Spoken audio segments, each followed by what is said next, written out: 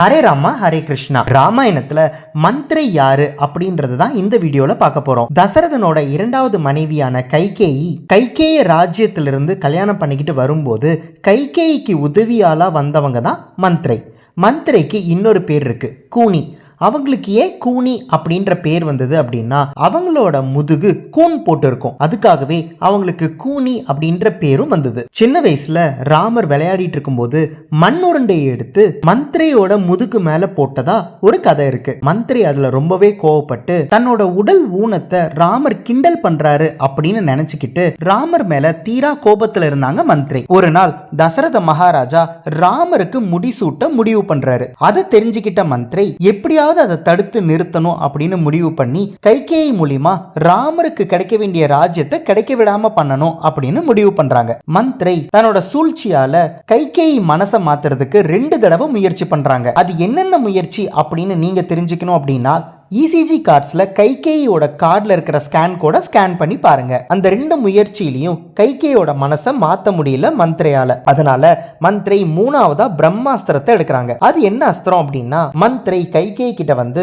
ராமருக்கு இந்த ராஜ்யம் கிடைக்கவே கூடாது, ஏன்னா ராமருக்கு இந்த ராஜ்யம் கிடைச்சா உங்க அப்பா உயிருக்கு ஆபத்து அப்படின்னு கைகேயி கிட்ட சொல்றாங்க.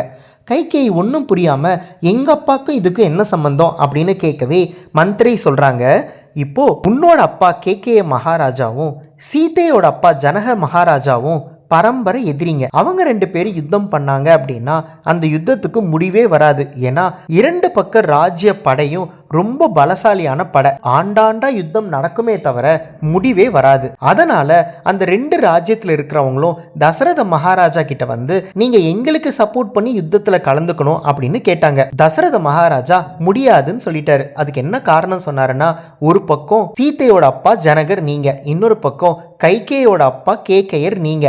அப்படி இருக்கும்போது என்னால் 2 பேருக்கும் சப்போர்ட் பண்ண முடியாது, என்னை விட்டுடுங்க அப்படின்னு சொல்லிட்டாரு தசரத மகாராஜா. ஆனா இப்போ ராமர் மட்டும் ராஜா ஆயிட்டாரு அப்படின்னா ராமருக்கு மாமனார் ஜனகர்.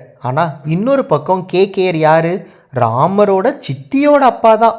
அப்படி இருக்கும்போது ராமர் என்ன பண்ணுவாருன்னா அயோத்தி படையை எடுத்துக்கிட்டு ஜனகருக்கு சப்போர்ட் பண்ணி யுத்தம் பண்ணுவாரு. அந்த மாதிரி யுத்தம் பண்ணா உங்க அப்பா கேகேயர் இறந்துருவாரு அப்படின்னு சொல்றாங்க. இதை கேட்ட உடனே கைகேயோட மனசு மாறுது. கைகேயி ராமருக்கு இந்த ராஜ்யம் கிடைக்க கூடாதுன்னு சொல்லி அந்த சந்தர்ப்பத்தை யூஸ் பண்ணி தசரத மகாராஜா கிட்ட 2 வரத்தை கேட்கிறாங்க. மந்திரியோட பிளான் சக்சஸ் ஆகுது. நம்மளோட இசிஜி கார்ட்ஸ்ல மந்திரிக்கு எதுக்கு நெகட்டிவ் சிம்பிள் கொடுத்துருக்கிறோம் அப்படின்னா மந்திரையால தான் ராமருக்கு கிடைக்க வேண்டிய ராஜ்யமே கிடைக்காம போச்சு. அதனாலதான் மந்திரைக்கு நெகட்டிவ் சிம்பிள். இன்னும் நீங்க மந்திரையை பத்தி நிறைய தெரிஞ்சுக்கணும் அப்படின்னா இந்த வீடியோ டிஸ்கிரிப்ஷன்ல இருக்கிற லிங்க்ஸை பாருங்க. ஹரே ராமா ஹரே கிருஷ்ணா.